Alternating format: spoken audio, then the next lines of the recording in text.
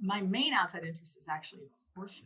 I have been a rider all my life and a show jumper. So I do the stadium jumps like you see in the Olympics, not the cross country, but those jumps in the ring, and have been doing that for as long as I can remember. It's really a great outlet for me. It gets me outside. It keeps me physically active. It keeps me in better shape, which is important when you're standing in lead for 8 hours doing a spine surgery. Other than that, I just have dogs at home, rescue dogs, 4 rescue dogs. I got married about 4 years ago to a former spine surgeon, as it turns out.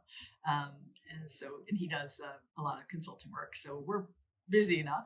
Take time for yourself, because like any busy person, any kind of career like that, you really need to make sure you continue to find that time for yourself, or you won't be as good at what you do. You won't be as good at taking care of people, and you'll burn out quicker. So what inspires me most in terms of patient care, one of the most rewarding parts of what I do is when I hear back from patients. I have patients that have contacted me, 10 years, 15 years from when we started taking care of them, to let me know how they're doing, let me know they're having a family. Because, when you find out you have scoliosis, especially if you hear you need surgery, that's a really scary time. And it's important to have someone that you can trust, that's at least, on your side and going to do their very best for you. And I can't tell you what a privilege it is to get to be that person for young people, particularly for young girls. I think that there aren't very many women spine surgeons. So for young girls to see a woman in this role as a surgeon and as a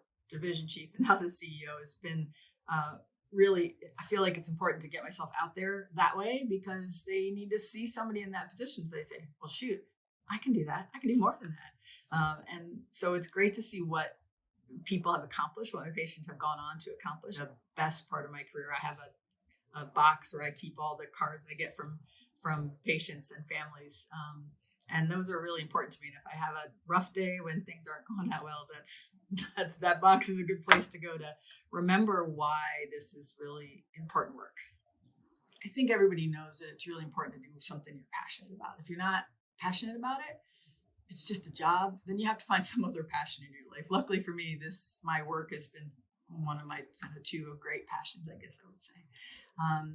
So that's probably one thing. The other thing is to develop that kind of discipline in your career. I've been lucky enough to mentor a fair few young women that are kind of coming up in the generation behind mine, that are going to be outstanding leaders and in spine surgery and in orthopedic surgery.